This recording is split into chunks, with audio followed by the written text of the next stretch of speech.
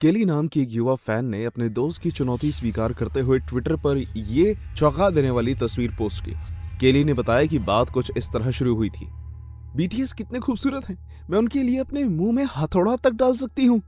उसके दोस्त ने उसकी इस बात को धोखा देना कहा और केली ने खुद को साबित करने के लिए ऐसा कर दिखाया।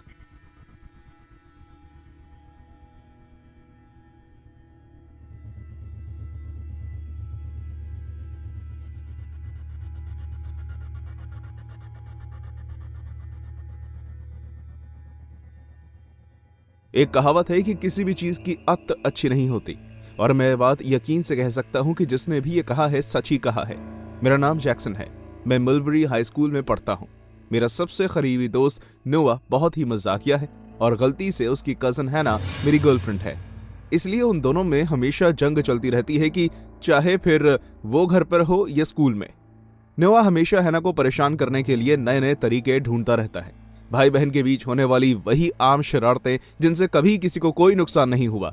लेकिन एक चीज जिसका मैं विरोध करता था वो ये है कि हैना की बैंगटन बॉयज, जिन्हें सभी लोग बीटीएस के नाम से भी जानते हैं, उनके लिए उसकी अलग ही दीवानगी थी। हैना बहुत बड़ी के पॉप फैन है और उसका फेवरेट बैंड है बीटीएस। वो उन कोरियन लड़कों को इतना पसंद करती है कि कभी कभी तो मुझे जलन होती है कि अगर वो लड़के इसे कहीं मिल गए तो ये मुझे छोड़ देगी। खैर, तो एक बार हम स्कूल की कैंटीन में बैठे मस्ती कर रहे थे। हमेशा की तरह सभी मजाक कर रहे थे और एक दूसरे से बातें कर रहे थे। सिर्फ हैना ही बीटीएस के कुछ इंटरव्यूज देख रही थी। वो उन वीडियोस में इतनी लीन हो गई थी कि पानी की बजाय उसने केचप हाथ में उठाई और बिना अपनी नजरें वीडियो से हटाए उसे पीने लगी। उसे फौरन अपनी गलती का एहसास हुआ जैसे ही उस तीखी सॉस का फ्लेवर उसे आने लगा और वो बुरी तरह खांसने लगी। उसकी आंखें लाल हो गई और उसके माथे पर नसें दिखने लगी। उसका चेहरा नीला पड़ चुका था।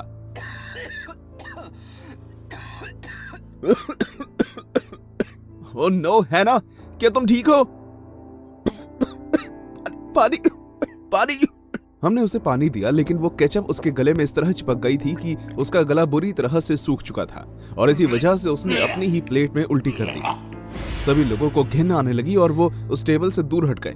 हैना को बहुत ही शर्मिंदगी महसूस हुई।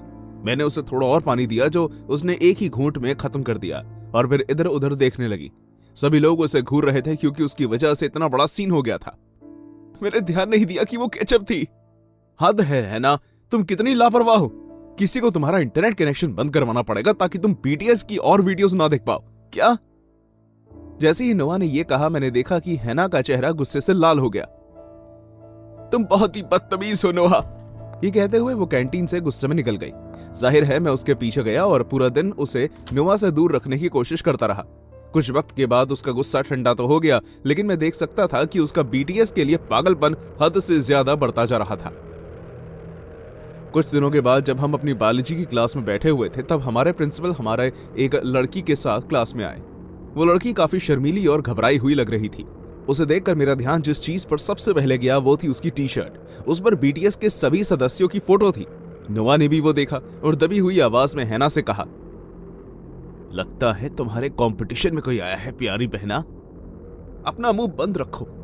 उसने नोआ को धमका दिया, लेकिन मैं उसका चेहरे पर देख सकता था कि वो उस नई लड़की को देखकर खुश नहीं थी।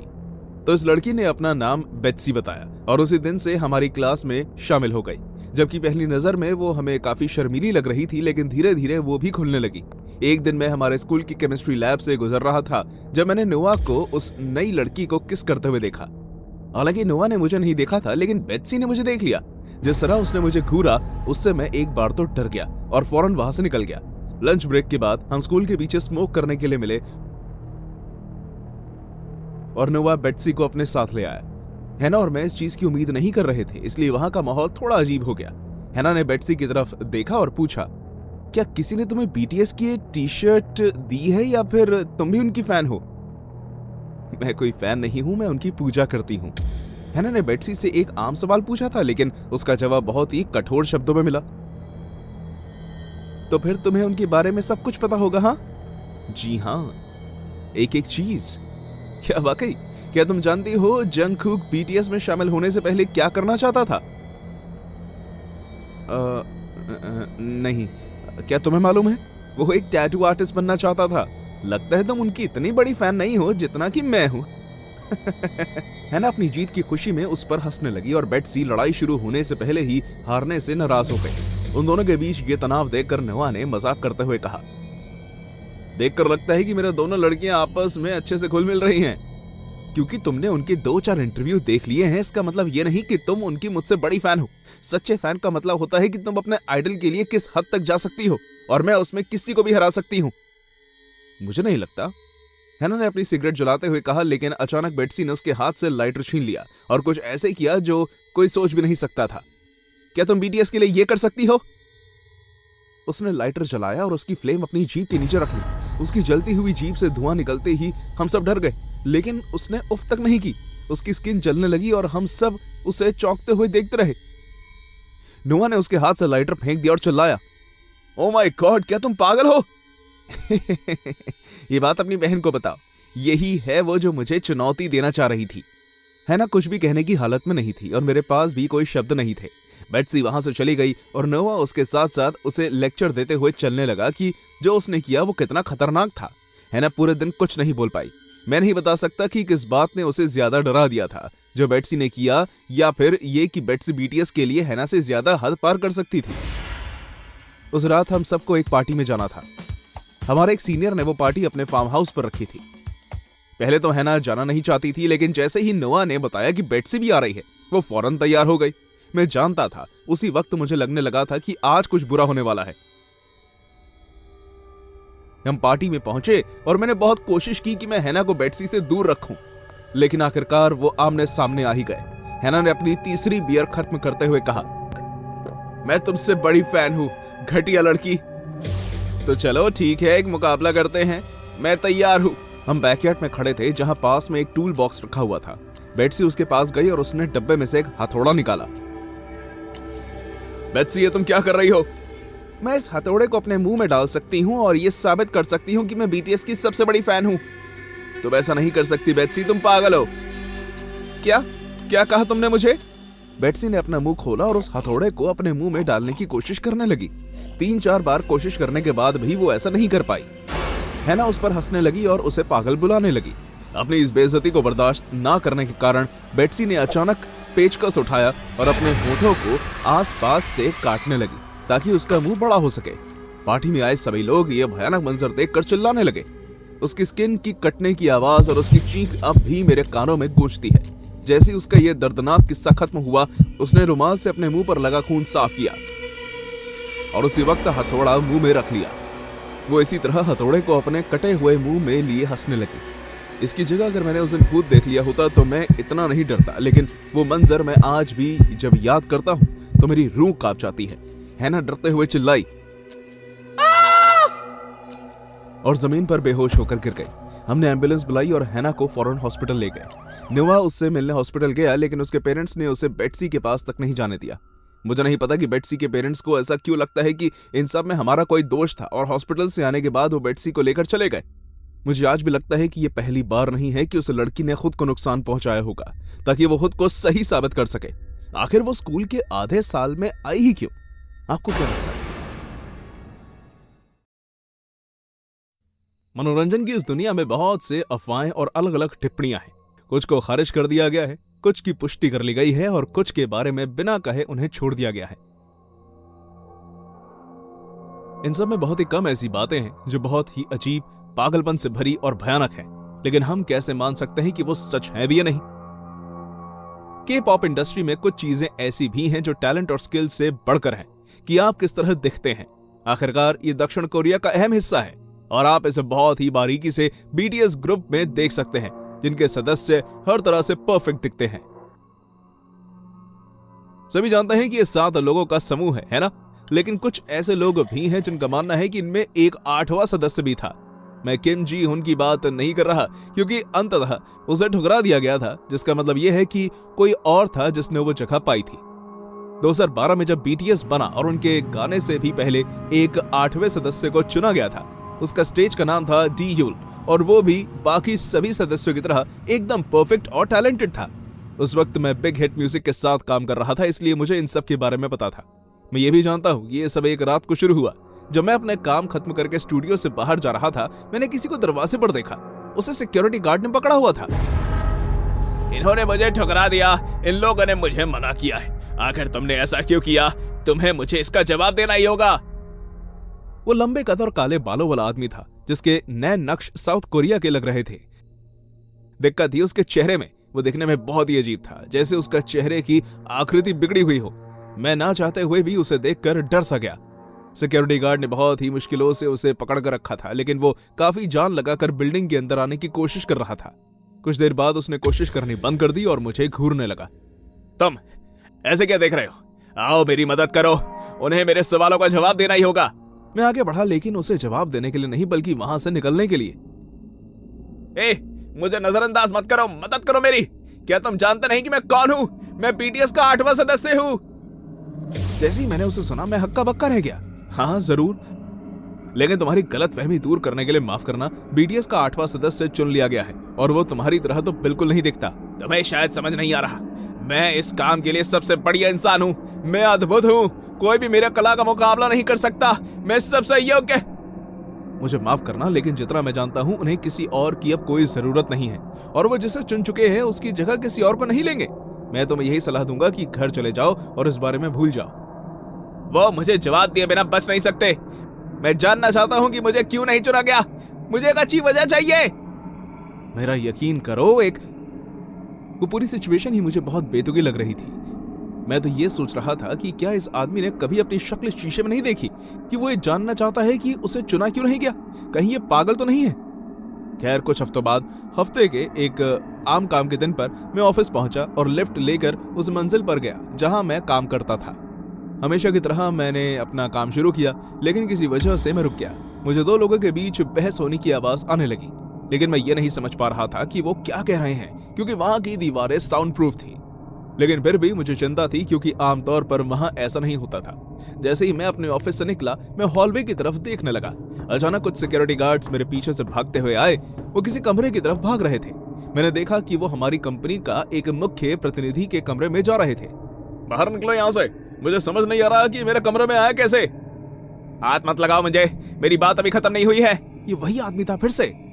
तुम एक बुज़दिल हो, बेकार। आखिर तुम इस तरह मुझे मना कैसे कर सकते हो, और वो भी बिना किसी वजह के।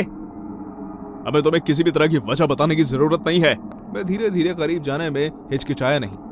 अगर तुम्हारे पास कोई अच्छी वजह नहीं है तो मैं किसी बेकार डी-यूल की जगह बीटीएस के ग्रुप में शामिल होने का पूरा हकदार हूँ। धक्के मारकर बाहर। तुम जिस तरह दिखते हो उस वजह से तुम्हें नहीं चुना गया। मेरी बात सुनने के बाद वो शांति से खड़ा हुआ और उसने मुझे मुड़कर देखा। ये मैं इनके मुंह से सुनना चाहता हूँ। ये सच है, ब्यूटी स्टैंडर्ड्स, तुम्हारा चेहरा बीटीएस का प्रतिनिधित्व करने के लायक नहीं है। मुझे लगा कि इतना तो तुम जानते ही होगे। इसका ऑडिशन मिलिट्री सर्विस के दौरान हुआ। मैं उस समय अपनी ड्यूटी पर था। क्या इस बात की कोई मान्यता नहीं है? यहाँ नहीं है, बाहर निकलो यहाँ से। इस बार जब सिक्योरिटी गार्ड ने उसे बाहर निकालने की कोशिश की तो उसने उन्हें रोका नहीं। जैसे ही वो आदमी मेरे पास से गुजरा, वो मुझे इस तरह मुस्कुराया कि मेरे रोंगटे खड़े हो गए।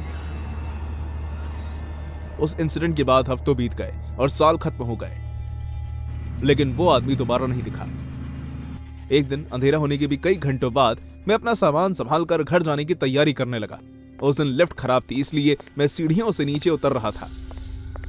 जब मैं दूसरी मंजिल तक पहुंचा तो मैंने देखा कि वहां का एक कमरे का दरवाजा खुला हुआ था और मुझे कुछ आवाजें भी आती हुई सुनाई दी। तब तक सभी लोग जा चुके थे, इसलिए मैं देखने चला गया कि क्या हो रहा है और कहीं किसी को मदद की जरूरत तो नहीं।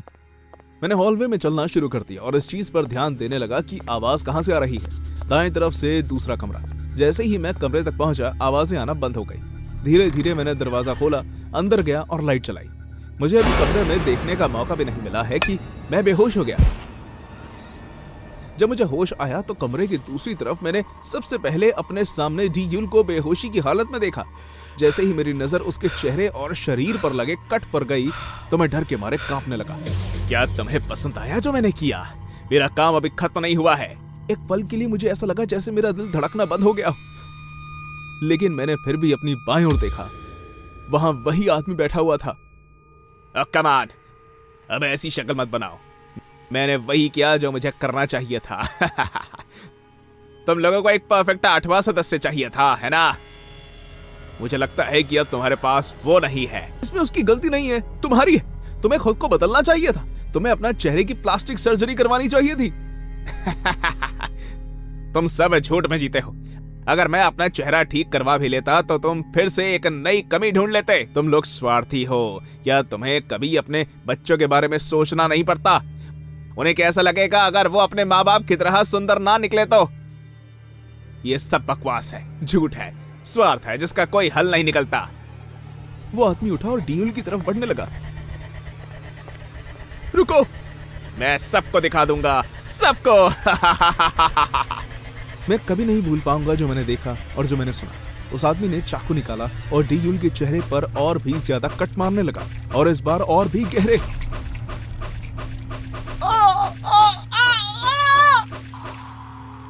कुछ वक्त बाद डीयूल ने संघर्ष करना बंद कर दिया और मैं जानता था कि वो मर चुका है। तुम्हें इसकी कीमत चुकानी पड़ेगी। मैं जानता हूं। मैंने देखा वो आदमी अचानक उस चाकू को अपने पास लाया और उससे अपना गला काट दिया। मैं नहीं जानता कि ये कब हुआ, लेकिन उन्होंने हमें ढूंढ लिया। फिर वो उन दोनों लाशों को वहां से ले गए और उसके बारे में कभी बात नहीं की। लेकिन मैं अब भी डीयूल के बारे में सोचता हूँ। जब भी मैं आई नीड यू की वीडियो देखता हूँ, वहां बाकी सदस्यों ने उसकी जगह ले ली थी।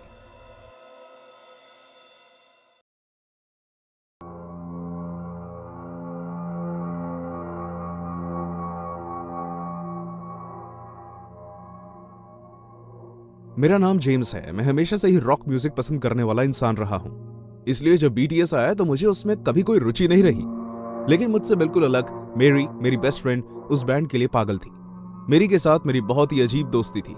बड़े होते होते हम कभी साथ नहीं रहे, लेकिन क्योंकि हम पड़ोसी थे इसलिए हमारे पेरेंट्स जबरदस्ती हमें एक साथ वक्त बिताने के लिए मजबूर करते थे। आखिरकार हम दोस्त बन ही गए और कई सालों बाद जब मैं अकेला रहने लगा तब भी हम मिला करते थे। तुम्हें आना ही होगा जेम्स, मैं वादा करती हूँ तुम्हें बहुत मजा आएगा जब तुम भी उतने ही फैंस देखोगे जितना मैंने देखे। मुझे यकीन है कि तुम्हें भी बीटीएस पसंद आने लगेगा। मैं नहीं जानता, शायद ये चीज मेरे लिए है ही नहीं। ओ प्लीज, हमें कभी ऐसा मौका नहीं मिलेगा कि हम किसी सेलिब्रिटी के घर जा पाएं। ठीक है, मैं चलूंगा, लेकिन सिर्फ तुम्हारे लिए। मुझे जाने में हिचकिचाहट हो रही थी। मुझे लगा कि वहां मैं एक अकेला शख्स रहूंगा जिसे बीटीएस में कोई रुचि नहीं है, और तो और मुझे लगता है कि इसके फैन काफी बदनाम भी हैं। लेकिन जब मैं मीटिंग में गया मेरी राय बदल गई। मुझे सभी लोग काफी अच्छे लगे। उन्होंने मुझे बहुत ही जल्द अपने जैसा महसूस करवाया। उन सभी लोगों में उस बैंड के लिए बहुत जोश था, सिवाय एक के, उस घर का मालिक जो एक इंटरनेट सेलिब्रिटी था, लेकिन बुरी वजह के लिए। ओली लंडन हमेशा से ही विवादों से घिरा रहता था। यह आदमी इंटरनेट पर वायरल था क्योंकि इसने जिमिन की तरह दिखने के लिए बहुत सर्जरीज करवाई थी। इंटरनेट पर इस बात की आलोचना होने में ज्यादा वक्त नहीं लगा कि वो बैंड की इज्जत नहीं करता, कि वो सिर्फ सभी का अपने ऊपर ध्यान आकर्षित करने के लिए ऐसा कर रहा है, और कुछ का मानना था कि वो जिमिन की जगह लेने की कोशिश कर रहा है। तो दरअसल कोई भी उसे पसंद नहीं कर रहा था। जैसे ही मेरी ने उसे आते हुए देखा तो वो खुशी से चिल्लाई और उसे गले लगाने चली गई, लेकिन उसने उसे नजरअंदाज कर दिया। वो आदमी पूरे जुनून के साथ सिर्फ मुझे देखने लगा। ओह माय गॉड, तुम्हारी स्किन कितनी खूबसूरत है। शुक्रिया आपका। देखो तो तुम्हारी स्किन, माय गॉड, ये बिल्कुल परफेक्ट है। इसका रंग, इसकी बनावट, ये नैन नक्श, तुम बिल्कुल उसकी तरह लगते हो। तुम्हारा मतलब है कि बीटीएस का वो क्यूट लड़का? अचानक चारों ओर शांति छा गई। सभी लोग घबराते हुए मेरी तरफ देखने लगे। बीटीएस का क्यूट लड़का? उसका नाम जिमिन है। क्या तुम नहीं जानते? मुझे माफ कीजिएगा, दरअसल मैं इस बैंड का फैन नहीं हूं। मैं तो बस यहाँ अपनी दोस्त के साथ। क्या मतलब है तुम्हारा कि तुम एक बीटीएस फैन नहीं हो? तुम जिसे इतना खूबसूरत चेहरा मिला है, तुम यहाँ हमारा मजाक बनाने आए हो? नहीं, मेरा मतलब तुम्हारा मजाक करने का नहीं था। मैं यहाँ से चला जाता हूँ। नहीं, मत जाओ, ये सब मेरी गलती है। मुझे माफ करना, मैं थोड़ा उत्साहित हो गया था। क्यों ना तुम मीटिंग के बाद भी थोड़ी देर रुक जाओ और मैं तुम्हें अपनी खास चाय पिलाऊं? मुझे नहीं लगता कि ये ठीक रहेगा। हाँ, क्यों नहीं, हम जरूर रुकेंगे। मैरी ने मेरा मुंह बंद करके मेरी तरफ से हाँ कह दी, जिसे मुझे ना करते हुए भी मानना पड़ा। बाकी बचा हुआ दिन बहुत ही अजीब था। उस मुठभेड़ के बाद कोई भी फैन मुस्कुरा नहीं रहा था, और वहीं दूसरी तरफ मेरी बहुत खुश थी, जैसे कि सबसे अच्छा टाइम तो आने वाला हूं। सभी लोग मेरी उम्मीद से पहले ही चले गए और अब मेरी और मैं ओली के साथ अकेले बचे थे।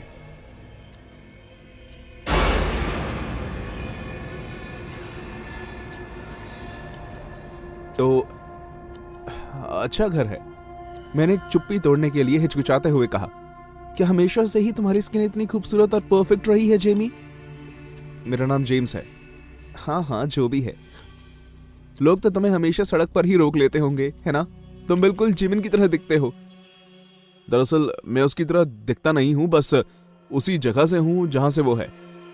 कितना अच्छा है ना? मैं जाकर चाय लेकर आता हूं डार्लिंग्स। यहां से हिलना मत। मेरी, हमें अभी यहां से निकलना होगा। क्या? क्यों? ओली तुम्हें अपनी खास चाय पिलाने वाला है। क्या तुम्हें दिख नहीं रहा मेरी, ये आदमी पागल है। ये जरूर हमें जहर देने वाला है। ठीक है, तुम सही कह रहे हो। यहाँ कुछ तो गड़बड़ है, चलो चले। हाँ, आखिरकार तुम समझ गई। चलो अब। मैं धीरे धीरे उस घर से दूर जाने लगा और मेरी मेरे पीछे पीछे आने लगी। लेकिन फिर अचानक मेरे सर पर जोर का वार हुआ। मेरा सर भारी हो गया और मैं जमीन पर गिर गया। मेरी आंखें बंद होने लगी और मैंने आखिरी बार मेरी को अपने पीछे खड़ा देखा। उसके हाथ में टूटा हुआ वास था।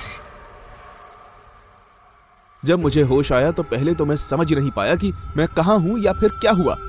मुझे अपने चेहरे पर अजीब सी झंझनाहट महसूस हुई, जैसे कोई उसे दबा रहा हो। जब मैं याद करने लगा कि मेरे साथ क्या हुआ है तो मेरे पूरे चेहरे पर भयानक दर्द का एहसास हुआ। मैंने हिलने की कोशिश की लेकिन हिल नहीं पाया। मैं बंधा हुआ था।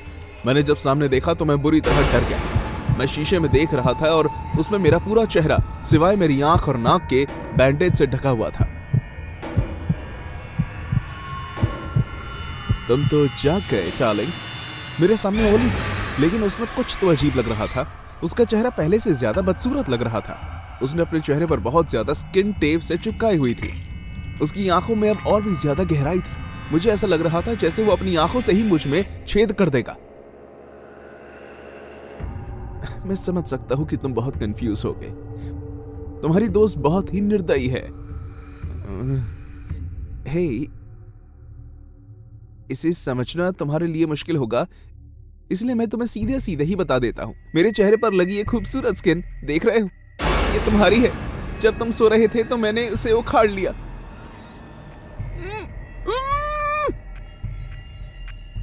लेकिन सुनो, मैं कोई राक्षस नहीं हूं। मैं जानता हूं कि अब तुम मेरी वजह से बदसूरत हो गए हो, लेकिन मैं तुम्हें ठीक कर दूंगा। बिना मुझे जवाब देने दिए ओली मेरी कुर्सी को शीशे के और पास ले गया और ड्रॉअर से उसने अपनी मेकअप किट निकाल ली। मैं रोने के अलावा और कुछ नहीं कर पा रहा था। मैं मजबूर था और उस पागल आदमी के रहम पर था जिसने मेरी स्किन निकालकर अपने चेहरे पर लगा ली थी। जब मैं शीशे के सामने शांत बैठ गया तो वो पागल मुझे अपनी संकी आंखों से घूरता रहा और फिर अपने मेकअप की मदद से मेरी बैंडेज के ऊपर होंठ बनाने लगा। मेरे आंसू उसके हाथ को छूकर नीचे गिरने लगे। हे, पता है क्या, तुम्हें अपनी दोस्त से बचकर रहना होगा, वो बिल्कुल पागल है। मैंने उसे जवाब नहीं दिया, मैं बस रोता रहा। सच कहूं तो ये उसी का आइडिया था। मुझे ये बताने में बहुत ही दुख हो रहा है कि वही तुम्हें वहां लेकर आई थी। यकीन नहीं होता कि आपके फैंस आपके लिए क्या क्या करने लगते हैं। जब ओली मेरा मेकअप कर रहा था तो उसका चेहरा मेरे चेहरे से तकरीबन चिपका ही हुआ था। मैं अपने शरीर पर स्किन के टुकड़े गिरते हुए देख रहा था। जब ये सब हो रहा था तो मैं ढीली बंधी हुई रस्सी को खोलने में सफल हो गया और मैं भागने के लिए तैयार था। लेकिन सच कहूं तो मैं डरा हुआ था। ओली मुझसे अपनी नजरें हटा ही नहीं रहा था। वो बिना आंख झपकाए मुझे ही देख रहा था और ये देख देख कर पागल हो रहा था कि मेरे चेहरे पर क्या मेकअप हुआ है। जब उसने लिपस्टिक का इस्तेमाल खत्म किया तो वो उसे छोड़कर आईलाइनर ढूंढने लगा और उस छोटे से समय में जब उसका ध्यान भटका हुआ था, मैंने उसे दीवार की तरफ धक्का दिया और उस घर से बाहर भागने लगा। जब मैं वहां से भाग रहा था तो मैंने देखा कि उसका चेहरा कितनी जोर से दीवार पर जा लगा और मेरी स्किन गिरने लगी। ओह माय गॉड, मेरा चेहरा! आखिर तुम मेरे साथ ऐसा कैसे कर सकते हो? बिना उसकी बातों पर ध्यान दिए मैं घर से बाहर भाग गया। जैसे ही मैं भागने लगा, मैं अपने चेहरे पर लगी बैंडेज को खोलने की कोशिश भी करने लगा ताकि मेरा मुंह खुल सके और मैं चिल्लाकर मदद मांग सकूं। लेकिन जैसे ही मुझे अपनी पीछे कुछ चुभने का एहसास हुआ, मैं रुक गया। वो मेरी थी, उसके हाथ में चाकू था। हे जेम्स, उम्मीद करती हूँ आज जो कुछ भी हुआ उसके बाद में तुम किसी से कुछ नहीं कहोगे। इसके लिए कोई अच्छा बहाना बनाना। याद रहे, मैं अभी तुम्हारे पेरेंट्स की पड़ोसी हूँ और तुम नहीं चाहोगे कि मुझे तुम पर गुस्सा आए। उसकी इस धमकी के बाद मैंने सर हिलाकर हाँ कहा और देखते ही देखते मैं वहां अकेला खड़ा रह गया। मेरी ओली के घर के अंदर जा चुकी थी। इस हादसे को हुए कई महीने बीत चुके हैं। मैं अब तक अपने परिवार और दोस्तों से मिलने की हिम्मत नहीं कर पाया। मैंने उन्हें कहा है कि मैं एक बड़ी डील के लिए देश से बाहर जा रहा हूँ। मैं लगातार सर्जरीज के लिए जा रहा हूँ ताकि मैं आराम से सड़क पर चल सकूं। उसके बाद मैं कभी मेरी से नहीं मिला, लेकिन मेरे पेरेंट्स बताते हैं कि वो अक्सर उनसे मिलने घर आती है। जहां तक कॉली की बात है, मुझे मेल में एक डब्बा आया जो उसने भिजवाया था। जब मैंने उसे खोला, उसमें से स्किन के कुछ टुकड़े निकले जो मेरी ने मेरे चेहरे से निकाले थे, और उसके साथ एक खत और कुछ चॉकलेट्स। उस खत में ऑली ने लिखा था कि उसके डॉक्टर ने कहा है कि वो ये स्किन उसके चेहरे पर नहीं लगा सकते, और इसलिए माफी मांगते हुए वो उसे मुझे वापस दे रहा है, और उसी के साथ कुछ चॉकलेट्स भी बेच रहा है। जब मैंने ये पढ़ा तो मैं जमीन पर बैठकर रोने लगा। मैं अब कभी भी किसी के भी फैन की पार्टी में नहीं जाऊं।